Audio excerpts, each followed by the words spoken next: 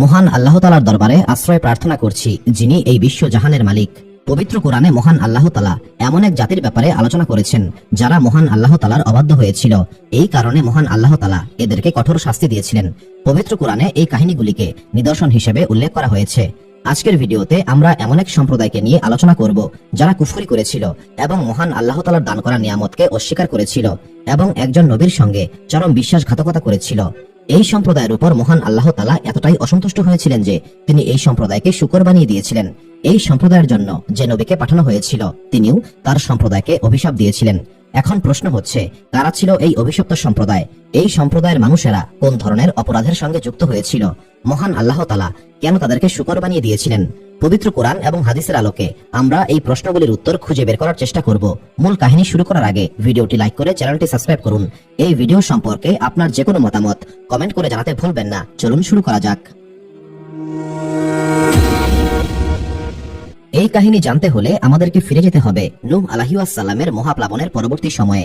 এটা ছিল জাকারিয়া আলাইহিস সালামের যুগের ঘটনা। এই সময়টাতে ইলাশা এবং হান্না নামক দুইজন মহিষী মহিলা ছিলেন।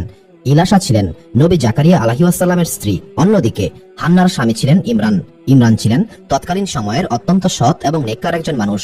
মহান আল্লাহ তাআলা এই দুনিয়ার বুকে ইমরানের পরিবারকে বিশেষভাবে সম্মানিত করেছেন। পবিত্র কোরআনে মহান আল্লাহ তাআলা বলেছেন, নিশ্চয়ই তোমাদের রব আদম, নূহ, ইব্রাহিমের পরিবার এবং ইমরানের পরিবারকে এই দুনিয়াতে শ্রেষ্ঠত্ব দান করেছেন। সূরা আল ইমরান আয়াত 33। ইমরান এবং তার স্ত্রী হান্না ছিলেন তৎকালীন সময়ের নেককার বান্দাদের মধ্যে অন্যতম। দীর্ঘ সময় অতিবাহিত হওয়ার পরেও এই দম্পতির কোনো সন্তান হচ্ছিল না। একদিন হান্না দেখলেন একটি পাখি তার বাচ্চাকে খুবই মমতা সহকারে খাবার খাওয়াচ্ছে। এই দৃশ্য দেখে হান্নার মনটা কেঁদে উঠেছিল এবং তার মন একটি সন্তানের জন্য হাহাকার করতে লাগলো। হান্না তখন একটি সন্তানের জন্য মহান আল্লাহ তাআলার দরবারে ফরিয়াদ করতে লাগলেন। হান্না মহান আল্লাহ তাআলার দরবারে ফরিয়াদ করে বললেন, হে আমার রব, আপনি যদি আমাকে একটি সন্তান দান করেন তবে আমি সেই সন্তানকে আপনার জন্য উৎসর্গ করে দেব, অর্থাৎ সেই সন্তান বড় হয়ে বাইতুল মুকাদ্দাসের খেদমত করবে। হান্না দিনের পর দিন, মাসের পর মাস মহান আল্লাহ তাআলার দরবারে একটি সন্তানের জন্য ফরিয়াদ করছিলেন। মহান আল্লাহ তাআলা হান্নার এই ফরিয়াদ কবুল করেছিলেন এবং হান্না গর্ভবতী হয়েছিলেন। হান্না গর্ভবতী হওয়ার পর ইমরানের পরিবারে আনন্দের বৃষ্টি নেমে এসেছিল। এই ব্যাপারে পবিত্র কোরআনে মহান আল্লাহ তাআলা বলেছেন, যখন ইমরানের স্ত্রী বললেন, হে আমার রব, আমার গর্ভে যা আছে তাকে তোমার জন্য মুক্ত করে মানত করলাম, তাই তুমি আমার পক্ষ থেকে তাকে কবুল করো, নিশ্চয়ই তুমি সর্বশ্রোতা এবং সর্বজ্ঞ। সূরা আল ইমরান আয়াত 35। কিন্তু দুর্ভাগ্যবশত হান্না সন্তান প্রসব করার পূর্বেই ইমরান মৃত্যুবরণ করেছিল। ইমরানের মৃত্যুর কিছুদিন পরেই হান্না সন্তান প্রসব করেছিলেন। সন্তান প্রসব করার পর হান্না বিস্মিত হয়ে দেখলেন তিনি কন্যা সন্তান প্রসব করেছেন। কন্যা সন্তান প্রসব করার কারণে হান্না চিন্তিত হয়ে পড়েছিলেন। হান্না ভাবছিলেন তিনি কিভাবে এই কন্যাকে মহান আল্লাহ তাআলার রাস্তায় উৎসর্গ করবেন। তৎকালীন সময়ে পুত্র সন্তানদেরকেই মহান আল্লাহ তাআলার রাস্তায় উৎসর্গ করা হতো। হান্না তখন মহান আল্লাহ তাআলার দরবারে ফরিয়াদ করে বললেন, হে আমার রব, আমি কন্যা সন্তান প্রসব করেছি, কিন্তু আমি আশা করেছিলাম আমার একটি পুত্র হবে। তবে হান্না কিন্তু মহান আল্লাহ তাআলাকে করা প্রতিশ্রুতি থেকে পিছিয়ে আসেন নাই। তিনি মনে মনে সিদ্ধান্ত নিয়েছিলেন তিনি এই কন্যাকেই মহান আল্লাহ তাআলার একনিষ্ঠ বান্দী হিসেবে গড়ে তুলবেন। এই কারণে এই কন্যার নাম রাখা হয়েছিল মরিয়ম। মরিয়ম শব্দের অর্থ হচ্ছে মহান আল্লাহ তাআলার একনিষ্ঠ সেবিকা। হান্না মহান আল্লাহ তাআলার দরবারে ফরিয়াদ করে বলেছিলেন, হে আমার রব, আপনি মরিয়ম এবং মরিয়মের ভবিষ্যৎ সন্তানদেরকে অভিশপ্ত শয়তানের ষড়যন্ত্র থেকে রক্ষা করুন। মহান আল্লাহ তাআলা হান্নার এই দোয়া কবুল করেছিলেন। এইভাবেই শুরু হয়েছিল মরিয়ম আলাইহিস সালামের পবিত্র পথ চলা। এইভাবে দিনের পর দিন, মাসের পর মাস অতিবাহিত হচ্ছিল। মরিয়ম আলাইহিস সালাম সময়ের পরিক্রমায় বড় হচ্ছিলেন। একটা সময় পর মরিয়ম আলাইহিস সালামকে বাইতুল মুকাদ্দাসে পাঠিয়ে দেওয়ার সময় এসে উপস্থিত হলো। যখন লোকেরা মরিয়ম আলাইহিস সালামের বাইতুল মুকাদ্দাসে যাওয়ার ব্যাপারে জানতে পেরেছিল, তখন অনেকেই মরিয়ম আলাইহিস সালামের দায়িত্ব নিতে আগ্রহ প্রকাশ করেছিল। যেহেতু মরিয়ম আলাইহিস সালাম ছিলেন একজন মেয়ে এবং এই কারণে মরিয়ম আলাইহিস সালামের যত্ন, খাবার এবং শিক্ষার তদারকির জন্য একজন পুরুষ অভিভাবকের প্রয়োজন ছিল। মরিয়ম আলাইহিস সালাম ছিলেন প্রথম কন্যা সন্তান যাকে মহান আল্লাহ তাআলার রাস্তায় উৎসর্গ করা হয়েছিল। যখন শহরবাসী এই খবর জানতে পেরেছিল, তখন ঈমানদার ব্যক্তিরা মরিয়ম আলাইহিস সালামের দায়িত্ব নেওয়ার ব্যাপারে আগ্রহ প্রকাশ করেছিল। কারণ মরিয়ম আলাইহিস সালামের পরিবার ছিল মহান আল্লাহ তাআলার বিশেষ অনুগ্রহপ্রাপ্ত পরিবার। এই কারণে যে ব্যক্তি মরিয়ম আলাইহিস সালামের দায়িত্ব নেবে সে তার সম্প্রদায়ের মধ্যে বিরল সম্মানের অধিকারী হবে। এমনই একটা সময়ে জাকারিয়া আলাইহিস সালাম মরিয়ম আলাইহিস সালামের দায়িত্ব নিতে চাইলেন, কিন্তু শহরবাসীরা বলল, মহান আল্লাহ তাআলার কসম, আমরা আপনাকে মরিয়মের দায়িত্ব নিতে দেব না, আমরা মরিয়মের দায়িত্ব নিতে চাই। জাকারিয়া আলাইহিস সালাম বললেন, মরিয়মের পরিবারের সঙ্গে আমার পরিবারের আত্মীয়তার সম্পর্ক রয়েছে, এই কারণে মরিয়মের দায়িত্ব নেওয়ার ব্যাপারে আমি সবচাইতে বেশি হকদার। তখন শহরবাসীরা বলল, সেই ক্ষেত্রে লটারির আয়োজন করতে হবে। এই লটারিতে যার নাম উঠবে সেই মরিয়মের দায়িত্ব নেবে। এই লটারির জন্য একটি পদ্ধতি নির্ধারণ করা হয়েছিল। শহরবাসীরা বলল, আমরা আমাদের কলমগুলিকে এখানে রাখব। তখন একটি দুধের শিশু যার কলমটিকে বেছে নেবে সেই ব্যক্তি মরিয়ম আলাইহিস সালামের দায়িত্ব পাবে। একটি শিশুকে এনে এই লটারির আয়োজন করা হলো এবং মহান আল্লাহ তাআলার ইচ্ছায় শিশুটি জাকারিয়া আলাইহিস সালামের কলমটিকে বেছে নিয়েছিল। কিন্তু শহরবাসীরা এতে আপত্তি জানিয়ে সন্দেহ পোষণ করছিল। ফলে আবারও লটারির আয়োজন করা হলো। এবারও শিশুটি জাকারিয়া আলাইহিস সালামকে নির্বাচন করেছিল। এরপর যতবার এই লটারি করা হয়েছিল ততবারই জাকারিয়া আলাইহিস সালাম নির্বাচিত হয়েছিলেন। তখন শহরবাসীরা বুঝতে পেরেছিল মহান আল্লাহ তাআলা জাকারিয়া আলাইহিস সালামকে এই দায়িত্বের জন্য মনোনীত করেছেন। এই ব্যাপারে পবিত্র কোরআনে মহান আল্লাহ তাআলা বলেছেন, এটা গায়েবের সংবাদগুলির মধ্যে একটি, যা আমি তোমাকে ওহীর মাধ্যমে জানাচ্ছি। আর তুমি তাদের কাছে ছিলে না যখন তারা মরিয়মের দায়িত্ব নেওয়ার জন্য লটারির ব্যবস্থা করেছিল, আর তারা পরস্পরের সঙ্গে তর্কাতর্কিতে লিপ্ত হয়েছিল। অবশেষে জাকারিয়া আলাইহিস সালাম মরিয়ম আলাইহিস সালামের দায়িত্ব পেয়েছিলেন। এরপর জাকারিয়া আলাইহিস সালাম মরিয়ম আলাইহিস সালামকে সঙ্গে নিয়ে বাইতুল মুকাদ্দাসে গেলেন।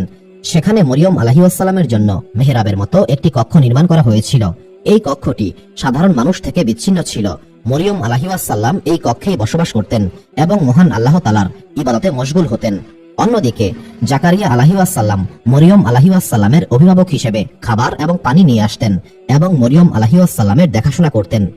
কয়েক বছরের মধ্যেই মরিয়ম আলাইহিস সালামের ইবাদত এবং মহান আল্লাহ তাআলার প্রতি তার একাগ্রতার সুনাম মুখে মুখে ছড়িয়ে পড়েছিল।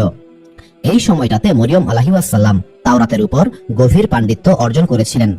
এই সময়টাতে মরিয়ম আলাইহিস সালামের মধ্যে অলৌকিকতা প্রকাশ পেতে শুরু করেছিল। আল বিদায়া ওয়ান নিহায়া কিতাবে বলা হয়েছে, যখনই জাকারিয়া আলাইহিস সালাম মরিয়ম আলাইহিস সালামের মেহরাবে যেতেন তখনই সেখানে খাবার দেখতে পেতেন। আরো অবাক করা বিষয় হচ্ছে, জাকারিয়া আলাইহিস সালাম শীতকালের খাবার গ্রীষ্মকালে এবং গ্রীষ্মকালের খাবার শীতকালে দেখেছিলেন। জাকারিয়া আলাইহিস সালাম তখন অবাক হয়ে বলতেন, হে মরিয়ম, এইসব খাবার কোথায় পেলে? মরিয়ম আলাইহিস সালাম বলতেন, মহান আল্লাহ তাআলা আমাকে এই সমস্ত খাবার দান করেছেন। এই ব্যাপারে পবিত্র কোরআনে মহান আল্লাহ তাআলা বলেছেন, যখন জাকারিয়া মেহরাবে প্রবেশ করতেন তখনই মরিয়মের কাছে খাবার পেতেন। তিনি বলতেন, হে মরিয়ম, এইগুলি তোমার কাছে কোথা থেকে এলো? তিনি বলতেন, এইগুলি মহান আল্লাহ তাআলার পক্ষ থেকে। নিশ্চয়ই মহান আল্লাহ তাআলা যাকে ইচ্ছা অগণিত রিজিক দান করেন। সূরা আল ইমরান আয়াত 37। একদিন মরিয়ম আলাইহিস সালাম মেহরাবে জিকিরে মশগুল ছিলেন।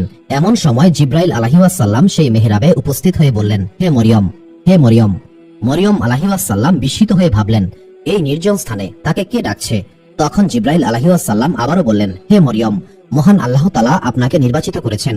এই ব্যাপারে পবিত্র কোরআনে মহান আল্লাহ তাআলা বলেছেন, আর যখন ফেরেশতারা বলল, হে মরিয়ম, নিশ্চয়ই মহান আল্লাহ তাআলা তোমাকে মনোনীত করেছেন, তোমাকে পবিত্র করেছেন এবং বিশ্বজগতের নারীদের উপর তোমাকে সম্মানিত করেছেন। হে মরিয়ম, তোমার রবের অনুগত হও এবং সিজদা করো এবং রুকুকারীদের সঙ্গে রুকু করো। সূরা আল ইমরান আয়াত 42 থেকে 43। এরই মাধ্যমে মরিয়ম আলাইহিস সালাম বুঝতে পেরেছিলেন খুব তাড়াতাড়ি তাকে কঠিন পরীক্ষার সম্মুখীন হতে হবে। এই ঘটনার পর মরিয়ম আলাইহিস সালাম সম্পূর্ণ জনবিচ্ছিন্ন হয়ে পড়েছিলেন। এই সময়টাতে তিনি শুধুমাত্র মহান আল্লাহ তাআলার ইবাদতে মনোনিবেশ করেছিলেন। একদিন জিব্রাইল আলাইহিস সালাম মরিয়ম আলাইহিস সালামের সামনে একজন সুদর্শন মানুষের রূপে উপস্থিত হলেন। কিন্তু জিব্রাইল আলাইহিস সালামকে দেখে মরিয়ম আলাইহিস সালাম প্রচন্ড ভয় পেয়েছিলেন। মরিয়ম আলাইহিস সালাম ভাবলেন, কিভাবে একজন অচেনা পুরুষ এই মেহরাবে এসে উপস্থিত হলো? এই ব্যক্তি হয়তো কোনো খারাপ উদ্দেশ্যে এখানে উপস্থিত হয়েছে। মরিয়ম আলাইহিস সালাম তখন ভয়ার্ত কণ্ঠে জিব্রাইল আলাইহিস সালামকে বললেন, হে অচেনা ব্যক্তি, মহান আল্লাহ তাআলাকে ভয় করো এবং তাকওয়া অবলম্বন করো। আমি সকল ধরনের পাপ থেকে মহান আল্লাহ তাআলার দরবারে আশ্রয় প্রার্থনা করছি। জিব্রাইল আলাইহিস সালাম বললেন, হে মরিয়ম, আপনি ভয় পাবেন না। আপনার রব আমাকে এখানে পাঠিয়েছেন। মহান আল্লাহ তাআলা আপনাকে সম্মানিত করেছেন এবং তিনি আপনাকে একজন নেককার পুত্র দান করবেন। জিব্রাইল আলাইহিস সালামের এই কথায় মরিয়ম আলাইহিস সালাম চমকে উঠেছিলেন। তিনি ভয়ার্ত কণ্ঠে বললেন, আমি এখনো কুমারী, কোনো পুরুষ আমাকে স্পর্শ করে নাই, আমার এখনো বিয়ে হয় নাই, আমি কিভাবে সন্তান ধারণ করব? এই ব্যাপারে পবিত্র কোরআনে মহান আল্লাহ তাআলা বলেছেন, অতঃপর আমি জিব্রাইলকে তার কাছে প্রেরণ করলাম। সে মরিয়মের সামনে পূর্ণাঙ্গ মানুষের আকৃতিতে প্রকাশিত হলো। মরিয়ম বললেন, আমি তোমার নিকট থেকে রবের কাছে আশ্রয় প্রার্থনা করছি, যদি তুমি মুত্তাকি হও। জিব্রাইল আলাইহিস সালাম বললেন, আমি তো কেবল তোমার রবের পক্ষ থেকে এসেছি, আমি তোমাকে একটি পবিত্র সন্তান দান করতে এসেছি। মরিয়ম বললেন, আমার সন্তান কিভাবে হবে? অথচ আমাকে তো কোনো পুরুষ স্পর্শ করে নাই, আর আমি জেনাকারীও নই। সূরা মরিয়ম আয়াত 22 থেকে 28। এটা ছিল মরিয়ম আলাইহিসসালামের পবিত্রতা এবং লজ্জাশীলতার চরম দৃষ্টান্ত। মরিয়ম আলাইহিসসালাম এই অদ্ভুত সংবাদে অবাক হয়ে ভাবছিলেন, স্বামী ছাড়া কিভাবে তার সন্তান হবে। এই চিন্তার জবাবে জিব্রাইল আলাইহিসসালাম বললেন, মহান আল্লাহ তাআলা সর্বশক্তিমান, তিনি শূন্য থেকে সৃষ্টি করেন। আপনার রবের জন্য এটা খুবই সহজ। মহান আল্লাহ তাআলা আদম আলাইহিসসালামকে পিতা ছাড়াই সৃষ্টি করেছিলেন, তেমনি ভাবে স্বামী ছাড়াই আপনি গর্ভ ধারণ করবেন। এই ব্যাপারে পবিত্র কোরআনে মহান আল্লাহ তাআলা বলেছেন, আর ইমরানের কন্যা মরিয়ম যে নিজের লজ্জাস্থানকে পবিত্র রেখেছিল, তারপর আমি তার মধ্যে আমার পক্ষ থেকে রূহ ফুঁকে দিলাম। তিনি তার রবের বাণী এবং কিতাবগুলিকে সত্য বলে বিশ্বাস করেছিলেন, আর তিনি ছিলেন সম্পূর্ণ অনুগতদের মধ্যে একজন। সূরা আত-তাহরিম আয়াত 12। যখন মরিয়ম আলাইহিসসালাম বুঝতে পেরেছিলেন তিনি ঈসা আলাইহিসসালামকে গর্ভে ধারণ করেছেন, তখন তিনি জনবসতি ছেড়ে নির্জন স্থানে চলে গিয়েছিলেন। নির্জন স্থানে তিনি মহান আল্লাহ তাআলার ইবাদতে মশগুল হয়েছিলেন। তবে তিনি ভবিষ্যতের কথা ভেবে প্রচন্ড আতঙ্কিত হতেন। তিনি এটা ভেবে আতঙ্কিত হতেন যে যখন এই গর্ভাবস্থার কথা প্রকাশিত হবে, তখন মানুষ তাকে কি বলবে, কেউ কি তাকে বিশ্বাস করবে, নাকি মানুষ তাকে অপবাদ দেবে। এই সব চিন্তায় মরিয়ম আলাইহিসসালাম অস্থিরতা অনুভব করতেন। অন্যদিকে জাকারিয়া আলাইহিসসালাম এই বিষয়টি নিয়ে সন্দেহ প্রকাশ করেছিলেন। তিনি বুঝতে পেরেছিলেন নিশ্চয়ই মরিয়ম কোনো সমস্যায় পতিত হয়েছে। জাকারিয়া আলাইহিসসালাম বুঝতে পারছিলেন না তিনি কি করবেন। মরিয়ম আলাইহিসসালামকে সরাসরি জিজ্ঞাসা করতেও তিনি লজ্জা পাচ্ছিলেন, কারণ মরিয়ম আলাইহিসসালাম এতটাই সম্মানিতা এবং পবিত্র ছিলেন যে তিনি স্বামী ছাড়া সন্তান ধারণ করবেন, এটা চিন্তা করাও অপরাধ ছিল। কিন্তু মরিয়ম আলাইহিসসালামের গর্ভবতী হওয়ার লক্ষণ ক্রমশ প্রকাশিত হচ্ছিল। একদিন জাকারিয়া আলাইহিসসালাম মরিয়ম আলাইহিসসালামকে বললেন, হে মরিয়ম, আমি তোমাকে কয়েকটা প্রশ্ন করতে চাই। মরিয়ম আলাইহিসসালাম বললেন, হে সম্মানিত নবী, আপনি আপনার ইচ্ছামতো প্রশ্ন করুন। জাকারিয়া আলাইহিসসালাম তখন মরিয়ম আলাইহিসসালামকে বললেন, হে মরিয়ম, বীজ ছাড়া কি ফসল হতে পারে? মরিয়ম আলাইহিসসালাম জাকারিয়া আলাইহিসসালামের এই প্রশ্নের মর্মার্থ বুঝতে পেরেছিলেন। মরিয়ম আলাইহিসসালাম বললেন, মহান আল্লাহ তাআলা শূন্য থেকেই সৃষ্টি করতে সক্ষম, তিনি বীজ ছাড়াই প্রথম ফসল সৃষ্টি করেছিলেন। জাকারিয়া আলাইহিসসালাম মরিয়ম আলাইহিসসালামের এই উত্তরে একদম চুপ হয়ে গিয়েছিলেন। কিছুক্ষণ পর জাকারিয়া আলাইহিসসালাম আবারও বললেন, পানি ছাড়া কি বৃক্ষ হতে পারে? মরিয়ম আলাইহিসসালাম আবারও বললেন, যিনি প্রথমবার বৃক্ষকে সৃষ্টি করেছেন তিনি এই ব্যাপারে অবগত রয়েছেন। এরপর জাকারিয়া আলাইহিসসালাম বাধ্য হয়ে সরাসরি বললেন, পুরুষ ছাড়া কি সন্তান হতে পারে? মরিয়ম আলাইহিসসালাম বললেন, যিনি আদম আলাইহিসসালামকে পিতামাতা ছাড়াই সৃষ্টি করেছেন তিনি এই ব্যাপারে অবগত রয়েছেন। এই ব্যাপারে পবিত্র কোরআনে মহান আল্লাহ তাআলা বলেছেন, নিশ্চয়ই আল্লাহ তাআলার কাছে ঈসার দৃষ্টান্ত আদমের মতো, তিনি তাকে মাটি থেকে সৃষ্টি করেছেন, তারপর তাকে বলেছেন হও, আর তা হয়ে গেল। সূরা আল ইমরান আয়াত 59। জাকারিয়া আলাইহিসসালাম বিস্মিত কণ্ঠে বললেন, হে মরিয়ম, আমাকে সমস্ত ঘটনা খুলে বলো। মরিয়ম আলাইহিসসালাম তখন সমস্ত ঘটনা খুলে বললেন। জাকারিয়া আলাইহিসসালাম তখন বুঝতে পেরেছিলেন মরিয়মকে মহান আল্লাহ তাআলা সম্মানিত করেছেন। মরিয়মকে মহান আল্লাহ তাআলা এমন একজন নেক সন্তান দান করবেন যার মাধ্যমে এই দুনিয়া আলোকিত হবে, এবং এই সন্তানকে মহান আল্লাহ তাআলা নবুয়ত দান করবেন। যতই দিন অতিবাহিত হচ্ছিল মরিয়ম আলাইহিসসালামের গর্ভাবস্থা ততই প্রকাশিত হচ্ছিল। এমন অবস্থায় লোকজন মরিয়ম আলাইহিসসালামের পবিত্রতা নিয়ে সন্দেহ পোষণ করতে লাগলো। লোকেরা আলোচনা করত যে মরিয়ম বিয়ে ছাড়াই গর্ভবতী হয়েছে। অন্যদিকে জাকারিয়া আলাইহিসসালামের স্ত্রী সন্তান প্রসব করার কয়েক মাস পরেই মরিয়ম আলাইহিসসালাম সন্তান প্রসব করেছিলেন। যখন সন্তান প্রসবের সময় ঘনিয়ে এসেছিল তখন মরিয়ম আলাইহিসসালাম আতঙ্কিত হয়ে পড়েছিলেন। তিনি খুব দ্রুত একটি নির্জন স্থানে চলে গিয়েছিলেন। তিনি একটি অনুর্বর, শুষ্ক এবং প্রাণহীন প্রান্তরে আশ্রয় নিয়েছিলেন। তীব্র প্রসব বেদনায় মরিয়ম আলাইহিসসালাম কান্নাকাটি করছিলেন। একদিকে প্রসব বেদনা, অন্যদিকে সন্তান প্রসব করার পর বনি ইসরায়েল সম্প্রদায় তার সঙ্গে কি আচরণ করবে, এই দুশ্চিন্তায় তিনি অস্থির হয়ে পড়েছিলেন। তিনি কান্নাজড়িত কণ্ঠে বললেন, হে আমার রব, যদি আমি মৃত্যুবরণ করতাম এবং মানুষের স্মৃতি থেকে আমি মুছে যেতাম। এই ব্যাপারে পবিত্র কোরআনে মহান আল্লাহ তাআলা বলেছেন, তারপর সে তাকে গর্ভে ধারণ করল এবং তাকে নিয়ে একটি দূরবর্তী স্থানে চলে গেল। এরপর প্রসব বেদনা তাকে একটি খেজুর গাছের গুড়ির কাছে নিয়ে গেল। এরপর সে বলল, এর আগেই যদি আমি মরে যেতাম এবং মানুষের স্মৃতি থেকে আমি সম্পূর্ণ হারিয়ে যেতাম। সূরা মরিয়ম আয়াত 22 এবং 23। কয়েক মুহূর্তের মধ্যেই ঈসা আলাইহিসসালাম ভূমিষ্ঠ হলেন। সন্তান ভূমিষ্ঠ হওয়ার পর মরিয়ম আলাইহিসসালাম ঈসা আলাইহিসসালামকে বুকে জড়িয়ে নিয়েছিলেন। সন্তান ভূমিষ্ঠ হওয়ার পর মরিয়ম আলাইহিসসালাম ঈসা আলাইহিসসালামকে বুকে জড়িয়ে নিয়েছিলেন। এমন সময় জিব্রাইল আলাইহিসসালাম সেখানে উপস্থিত হয়ে বললেন, হে পবিত্র মহিলা, আপনি দুঃখ করবেন না, ভয় পাবেন না। আল বিদায়া ওয়া নিহায়া কিতাবে বলা হয়েছে, সদ্য জন্ম নেওয়া ঈসা আলাইহিসসালাম মরিয়ম আলাইহিসসালামকে উদ্দেশ্য করে বলেছিলেন, হে আমার মা, আপনি দুঃখ করবেন না এবং ভয় পাবেন না। এই ব্যাপারে পবিত্র কোরআনে মহান আল্লাহ তাআলা বলেছেন, অতঃপর নিজ থেকে সে তাকে বলল, তুমি দুঃখ করো না, তোমার রব তোমার পায়ের নিচে একটি ঝর্ণা সৃষ্টি করেছেন। তুমি খেজুর গাছের গুড়ি ধরে নিজের দিকে নাড়াও, সেটা তোমার উপর সুপক্ষ তাজা খেজুর ফেলবে। সুতরাং তুমি খাও, পান করো এবং চোখ জুড়াও। মরিয়ম আলাইহিসসালাম কয়েকটা দিন এখানে অবস্থান করেছিলেন। একদিন জিব্রাইল আলাইহিসসালাম উপস্থিত হয়ে মরিয়ম আলাইহিসসালামকে বললেন, হে মরিয়ম, লোকালয়ে ফিরে যাও।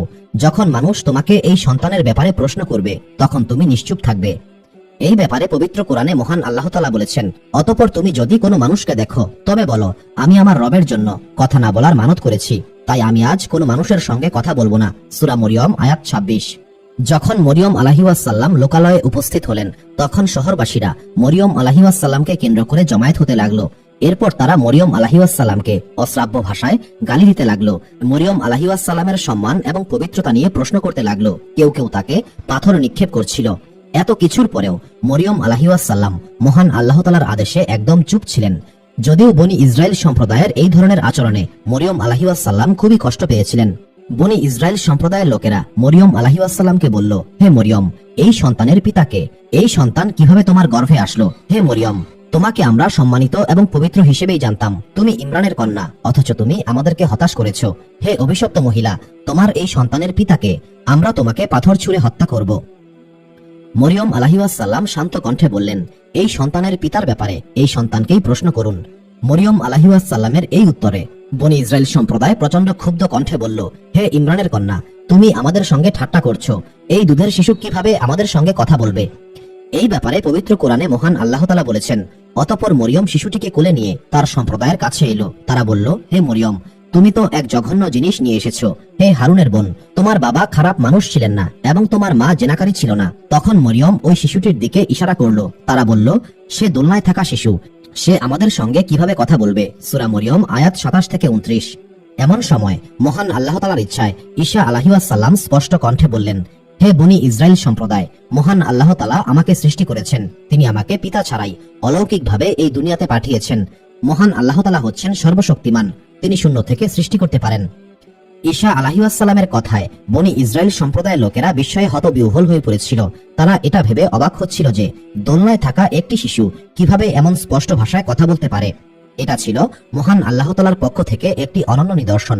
এটা প্রমাণ করে যে মহান আল্লাহ তাআলার কাছে আসমান এবং জমিনের কোনো কিছুই অসম্ভব নয়। অন্যদিকে ঈসা আলাইহিসসালামের এই সাক্ষ্য মরিয়ম আলাইহিসসালামের মনে প্রশান্তি এনে দিয়েছিল। তবে বনি ইসরায়েল সম্প্রদায়ের একটি দল তাদের কুফরি এবং ক্ষোভের উপর অটল ছিল। তারা বলল, মরিয়ম একজন জেনাকারী এবং জাদুকর। এমনকি এই অভিশপ্ত সম্প্রদায় জাকারিয়া আলাইহিসসালাম এবং মরিয়ম আলাইহিসসালামকে নিয়ে কুৎসা রটনা করতে লাগলো, কারণ জাকারিয়া আলাইহিসসালাম মরিয়ম আলাইহিসসালামের দায়িত্বে ছিলেন। এই অভিশপ্ত সম্প্রদায় আরো একজন ব্যক্তিকে নিয়ে মরিয়ম আলাইহিসসালামের বিরুদ্ধে কুৎসা রটনা করেছিল। সেই ব্যক্তি হচ্ছেন ইউসুফ নাজ্জার। তিনি ছিলেন বাইতুল মুকাদ্দাসের প্রধান খাদেম।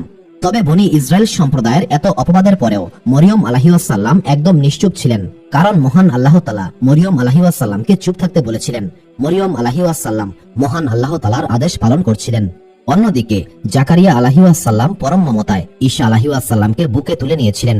বাইতুল মুকাদ্দাসের প্রাঙ্গণে জাকারিয়া আলাইহিসসালামের পুত্র ইয়াহিয়া আলাইহিসসালাম বাইতুল মুকাদ্দাসের প্রাঙ্গণে জাকারিয়া আলাইহিসসালামের পুত্র ইয়াহিয়া আলাইহিসসালাম এবং মরিয়ম আলাইহিসসালামের পুত্র ঈসা আলাইহিসসালাম বড় হচ্ছিলেন।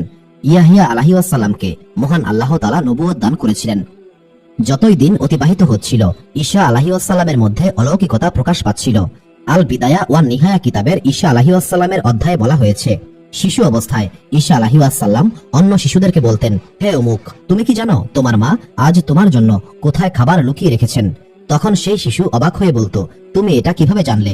ঈসা আলাইহিসসালাম তখন বলতেন, তোমার মা অমুক স্থানে তোমার জন্য এই খাবার রেখেছেন। তখন সেই ছেলেটি তার মায়ের কাছে গিয়ে বলতো, তুমি আমার জন্য অমুক স্থানে যে খাবার লুকিয়ে রেখেছিলে সেই খাবার এখন কোথায়? তখন সেই ছেলের মা অবাক হয়ে বলতো, এটা তুমি কিভাবে জানলে? আমি তো কাউকে এটা বলিনি। তখন সেই ছেলেটি বলতো, আমাকে মরিয়মের ছেলে ঈসা এটা বলেছে। এই অলৌকিক ব্যাপারগুলি নিয়ে বনি ইসরায়েল সম্প্রদায়ের লোকেরা আলোচনা করত। এই ব্যাপারে পবিত্র কোরআনে মহান আল্লাহ তাআলা বলেছেন, এবং তোমরা যা যা খাও এবং তোমাদের ঘরে যা যা জমা করে রাখো আমি তোমাদের তা জানিয়ে দেব। নিশ্চয়ই এতে তোমাদের জন্য নিদর্শন রয়েছে যদি তোমরা বিশ্বাস করো। সূরা আল বাকারা আয়াত 49। যখন বনি ইসরায়েল সম্প্রদায় ঈসা আলাইহিসসালামের এই অলৌকিকতা সম্পর্কে জানতে পেরেছিল তখন তাদের ক্ষোভ, রাগ এবং ঘৃণা আরো বৃদ্ধি পেয়েছিল। বনি ইসরায়েল সম্প্রদায় বুঝতে পেরেছিল এই ছেলে ভবিষ্যতে রাজত্ব করবে। তখন এই জালেম সম্প্রদায় আবারও মরিয়ম আলাইহিসসালাম এবং ঈসা আলাইহিসসালামের নামে কুৎসা রটনা করতে লাগলো। তারা বলতো মরিয়ম এবং ঈসা দুইজনই জাদুকর। পরিস্থিতি এমন পর্যায়ে পৌঁছে গিয়েছিল, পারস্যের বাদশাহ জানতে পেরেছিল বাইতুল মুকাদ্দাসে এমন একটি শিশু জন্মগ্রহণ করেছে যে শিশু অলৌকিক ক্ষমতার অধিকারী। যদি এই শিশু জীবিত থাকে তবে এই শিশুই একদিন দুনিয়ার সকল বাদশাহী দখল করে নেবে। পারস্যের সম্রাট এই খবর পেয়ে প্রচন্ড আতঙ্কিত হয়ে পড়েছিল। সিরিয়া অঞ্চলের বাদশাহ ছিল এই পারস্যের বাদশার ঘনিষ্ঠ বন্ধু। পারস্যের বাদশাহ তখন সিরিয়ার বাদশার দরবারে উপস্থিত হয়ে বলল, তুমি কি অলৌকিক ক্ষমতা সম্পন্ন কোনো শিশুর কথা শুনেছ? সিরিয়ার বাদশাহ বললেন, আমি সেই শিশুর ব্যাপারে অবগত হয়েছি। সেই শিশুর নাম হচ্ছে ঈসা ইবনে মরিয়ম আলাইহিসসালাম। পারস্যের বাদশাহ তখন সিরিয়ার বাদশাকে বলল, এই শিশুকে অবশ্যই হত্যা করতে হবে। অন্যদিকে মরিয়ম আলাইহিসসালাম এটা জানতে পেরেছিলেন বনি ইসরায়েল সম্প্রদায় যে কোনো মুহূর্তে ঈসা আলাইহিসসালামকে হত্যা করতে পারে। তিনি এটাও জানতে পেরেছিলেন যে সিরিয়ার বাদশাহ ঈসা আলাইহিসসালামকে হত্যা করার জন্য গুপ্ত বাহিনী পাঠিয়েছে। এই সংবাদ পাওয়ার পর মরিয়ম আলাইহিসসালাম প্রচন্ড আতঙ্কিত হয়ে পড়েছিলেন। তিনি মহান আল্লাহ তাআলার দরবারে ফরিয়াদ করে বললেন, হে আমার রব, আপনি আমার পুত্র ঈসাকে এই বিপদ থেকে রক্ষা করুন। মারেফুল কোরআন কিতাবে বলা হয়েছে, মহান আল্লাহ তাআলার আদেশে মরিয়ম আলাইহিসসালাম ঈসা আলাইহিসসালামকে সঙ্গে নিয়ে বাইতুল মুকাদ্দাস ছেড়ে অনেক দূরে চলে গিয়েছিলেন। তবে মরিয়ম আলাইহিসসালাম ঈসা আলাইহিসসালামকে নিয়ে কোথায় গিয়েছিলেন এই ব্যাপারে আলেমগণের মধ্যে মত পার্থক্য রয়েছে। কেউ বলেছেন মরিয়ম আলাইহিসসালাম ঈসা আলাইহিসসালামকে সঙ্গে নিয়ে মিশরে চলে গিয়েছিলেন, কেউ বলেছেন ইয়েমেন অঞ্চলে গিয়েছিলেন, আবার কেউ বলেছেন দামেশকে গিয়েছেন। তবে মরিয়ম আলাইহিসসালাম মূলত কোথায় গিয়েছিলেন এই ব্যাপারে মহান আল্লাহ তাআলাই ভালো জানেন। এই ব্যাপারে পবিত্র কোরআনে মহান আল্লাহ তাআলা বলেছেন, আমি মরিয়ম এবং তার ছেলেকে নিদর্শন বানিয়েছিলাম এবং তাদেরকে এক নিরাপদ এবং প্রশ্রবণ বিশিষ্ট উচ্চভূমিতে আশ্রয় দিয়েছিলাম। সূরা মুমিনুন আয়াত 23। ঈসা আলাইহিসসালাম যুবক বয়সে উপনীত হওয়ার পর মহান আল্লাহ তাআলার আদেশে আবারও বাইতুল মুকাদ্দাসে ফিরে এসেছিলেন। বাইতুল মুকাদ্দাসে এসে তিনি বনি ইসরায়েল সম্প্রদায়কে তাওহীদের দাওয়াত দিতে শুরু করেছিলেন। মহান আল্লাহ তাআলা ঈসা আলাইহিসসালামকে অনেক অলৌকিক ক্ষমতা দান করেছিলেন। মহান আল্লাহ তাআলার আদেশে ঈসা আলাইহিসসালাম অসুস্থ মানুষকে সুস্থ করতেন, অন্ধ মানুষকে চোখের দৃষ্টি ফিরিয়ে দিতেন, কুষ্ঠ রোগীকে সম্পূর্ণরূপে সুস্থ করে দিতেন। এমনকি মহান আল্লাহ তাআলার আদেশে মৃত মানুষকে জীবিত করতেন। ঈসা আলাইহিসসালাম মাটি দিয়ে পাখি বানিয়ে তার সম্প্রদায়কে বলতেন, তোমরা কি এই মাটি দেখতে পাচ্ছ? এই মাটি কি রক্ত মাংস হতে পারে? বনি ইসরায়েল সম্প্রদায়ের লোকেরা বলতো, এটা কখনোই সম্ভব নয়। তখন ঈসা আলাইহিসসালাম বলতেন, মহান আল্লাহ তাআলা চাইলে এটা জীবন্ত পাখি হয়ে যাবে। এরপর ঈসা আলাইহিসসালাম মহান আল্লাহ তাআলার নামে সেই মাটিতে ফু দিতেই সেই পাখি জীবন্ত হতো এবং আকাশে উড়ে যেত। বনি ইসরায়েল সম্প্রদায়ের অনেক মানুষ অবাক হয়ে ঈসা আলাইহিসসালামের এই অলৌকিক কর্মকাণ্ড দেখত। কেউ কেউ বিশ্বাস করত, তবে বেশিরভাগ মানুষ বিশ্বাস করতে অস্বীকার করত। এই জালেম সম্প্রদায় বলতো, ঈসা একজন জাদুকর এবং এটা সুস্পষ্ট জাদু, আমরা কোনোভাবেই ঈসাকে বিশ্বাস করব না। ঈসা আলাইহিসসালাম তখন বনি ইসরায়েল সম্প্রদায়কে উদ্দেশ্য করে বলতেন, হে আমার সম্প্রদায়, কোন জাদুকর কি মৃত মানুষকে জীবিত করতে পারে? বনি ইসরায়েল সম্প্রদায় বলল, মৃত মানুষকে জীবিত করা কোনো মানুষ বা জিনের পক্ষে সম্ভব নয়। তখন ঈসা আলাইহিসসালাম বললেন, আমার রব আমাকে মৃত মানুষ জীবিত করার ক্ষমতা দিয়েছেন। আমি যদি মৃত মানুষকে জীবিত করে দেখাই তবে কি তোমরা আমাকে বিশ্বাস করবে? তখন বনি ইসরায়েল সম্প্রদায় বলল, আমরা অবশ্যই এটার সাক্ষী হয়ে থাকব, তবে তুমি কাকে জীবিত করবে সেটা আমরা বাছাই করে দেব। হে ঈসা, তুমি অমুক এবং অমুক ব্যক্তিকে জীবিত করে দেখাও। মারেফুল কোরআন কিতাবে বলা হয়েছে, বনি ইসরায়েল সম্প্রদায় নূহ আলাইহিসসালামের একজন পুত্রকে জীবিত করার কথা বলেছিল।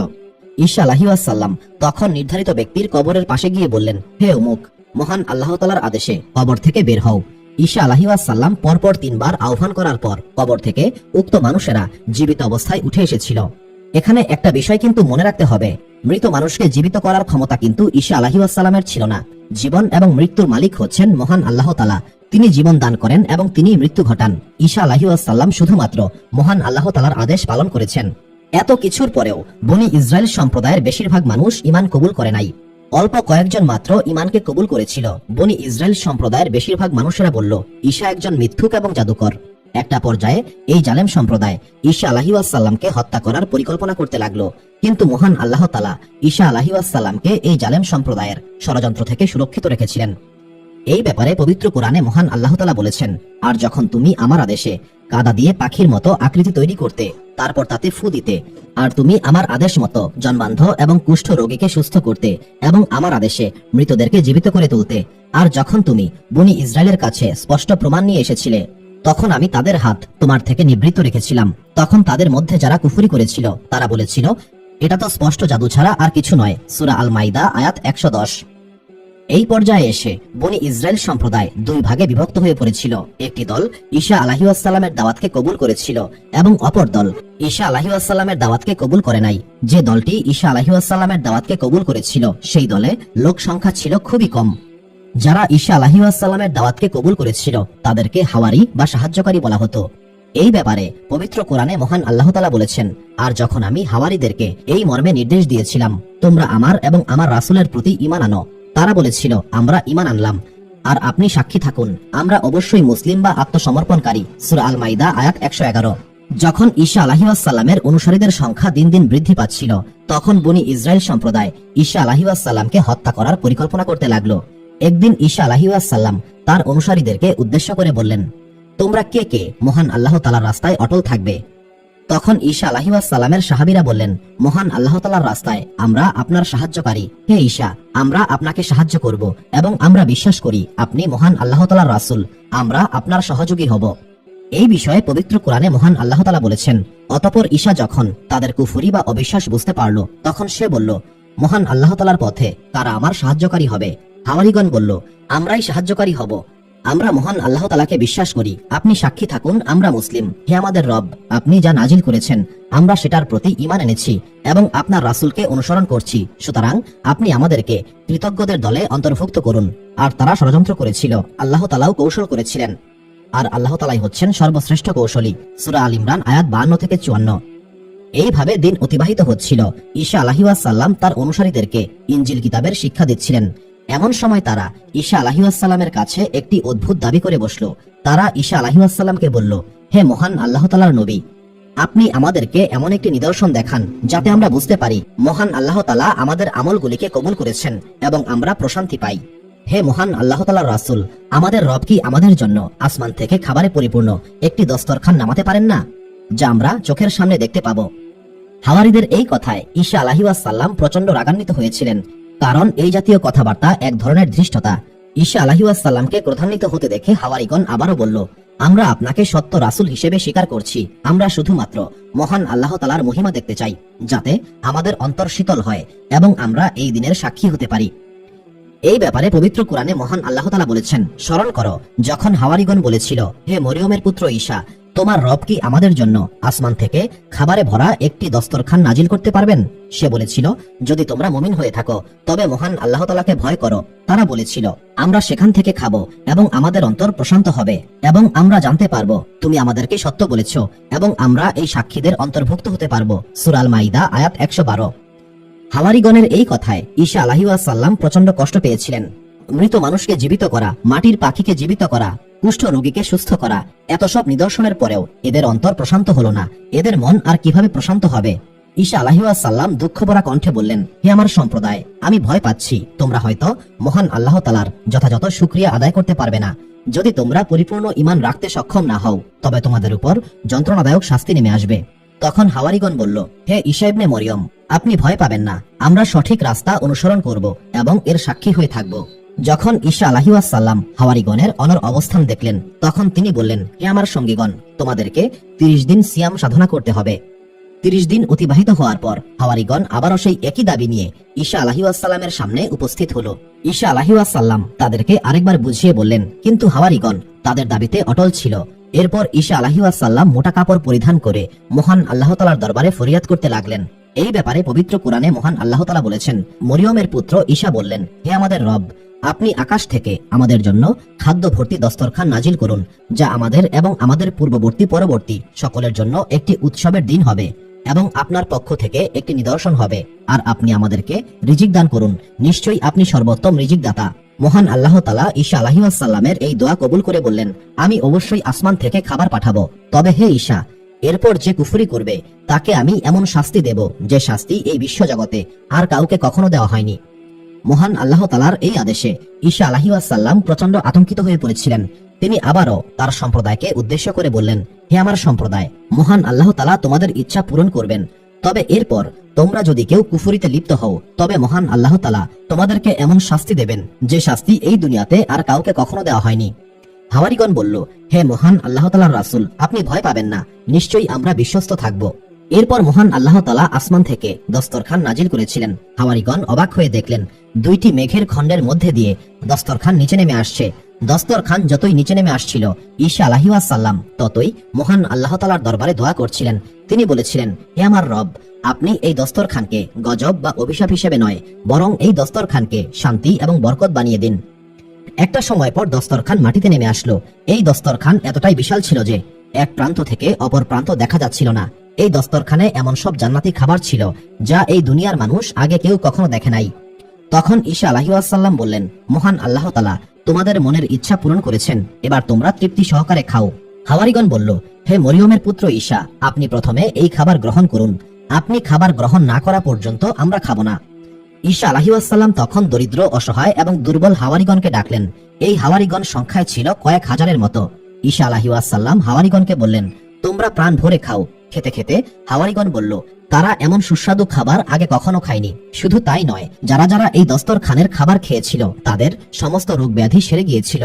ঈসা আলাইহিসসালাম তখন হাওয়ারিগণকে উদ্দেশ্য করে বললেন, তোমরা যখন এই দস্তরখান থেকে খাবার খাবে তখন সঙ্গে কিছুই নিয়ে যাবে না এবং ভবিষ্যতের জন্য জমা করবে না। খাওয়া শেষ হলে দস্তরখানকে আবারও আকাশে উঠিয়ে নেওয়া হয়েছিল।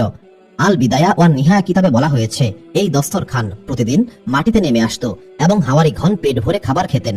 একটা সময় পর হাওয়ারিগণের সংখ্যা হয়েছিল 7,000-এর মতো। কিন্তু একদিন হাওয়ারিগণ অবাক হয়ে দেখল সেই দস্তরখান জমিনে অবতরণ করে নাই। হাওয়ারিগণ তখন ঈসা আলাইহিসসালামকে বলল, হে ঈসা ইবনে মারিয়াম, দস্তরখান কোথায়? ঈসা আলাইহিসসালাম বললেন, তোমাদের মধ্যে কেউ একজন বিশ্বাসঘাতকতা করেছে। তখন হাওয়ারিগণ বলল, হে ঈসা ইবনে মরিয়ম, আমরা সকলেই এখানে উপস্থিত রয়েছি, আমরা কেউ বিশ্বাসঘাতক নই। ঈসা আলাইহিসসালাম বললেন, কেউ একজন অবশ্যই বিশ্বাসঘাতকতা করেছে। এরপর ঈসা আলাইহিসসালাম যখন তার সম্প্রদায়কে চেপে ধরেছিলেন, তখন তাদের মধ্যে একজন বলল, হে ঈসা ইবনে মরিয়ম, আমি পরে খাবো এই চিন্তা করে কিছুটা খাবার সঙ্গে নিয়েছিলাম। এই বিশ্বাসঘাতকতার কারণে এই দস্তরখান এই দুনিয়াতে আর কখনো ফিরে আসে নাই। এই খাবার বন্ধ হওয়ার কারণে হাওয়ারিগণের মধ্যে যারা দরিদ্র ছিল তারা বিপদে পড়েছিল। অন্যদিকে হাওয়ারিদের মধ্যে যারা মুনাফিক ছিল তারা বলল, প্রকৃতপক্ষে ঈসা একজন জাদুকর, সে এই জাদু করেছিল যাতে আমরা তার কথায় বিশ্বাস স্থাপন করি।